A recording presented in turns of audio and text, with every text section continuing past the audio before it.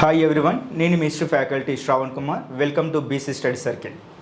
ఒకసారి ఇక్కడ క్వశ్చన్స్ కనుక చూసినట్టయితే, శాతవాహనుల కాలంలో కవులు, స్వదేశీ కవులు ఏ రచనలు చేశారో ఒకసారి చూద్దాం. వీటిపైన ఎగ్జామినేషన్లో ప్రీవియస్ క్వశ్చన్స్ రావడం జరిగింది. ఏ కవులు వాళ్ళ యొక్క గ్రంథాలు రాశారో ఒకసారి చూద్దాం. నెంబర్ 1, కాత్యంత్య వ్యాకరణం. కాత్యంత్య వ్యాకరణం అనేటువంటి గ్రంథాన్ని శర్వవర్మ రాయడం జరిగింది.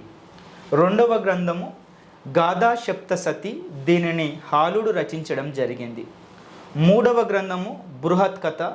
ఈ బృహత్ కథ వచ్చేసి గుణాఢ్యుడు రచించడం జరిగింది. నాలుగవది వాత్సాయన కామసూత్ర, దీన్ని వాత్సాయనుడు రచించడం జరిగింది.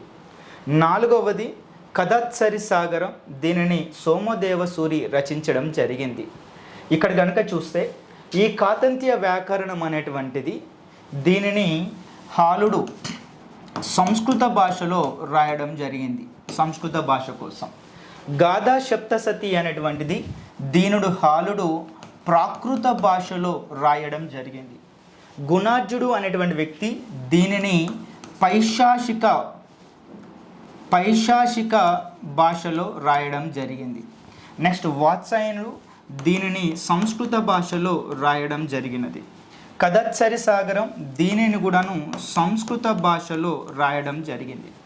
ఎగ్జామినేషన్ పాయింట్ ఆఫ్ వ్యూలో మనకి శాతవాహనుల యొక్క స్వదేశీ కవుల గురించి చాలాసార్లు క్వశ్చన్ అడిగిండు. అది యూపీపీఎస్సీ కావచ్చు, లేకుంటే టీజీపీఎస్లో ఉన్నటువంటి క్వశ్చన్స్, ఆ సరళి యొక్క విధానం ఇది. Thanks to watching for this video.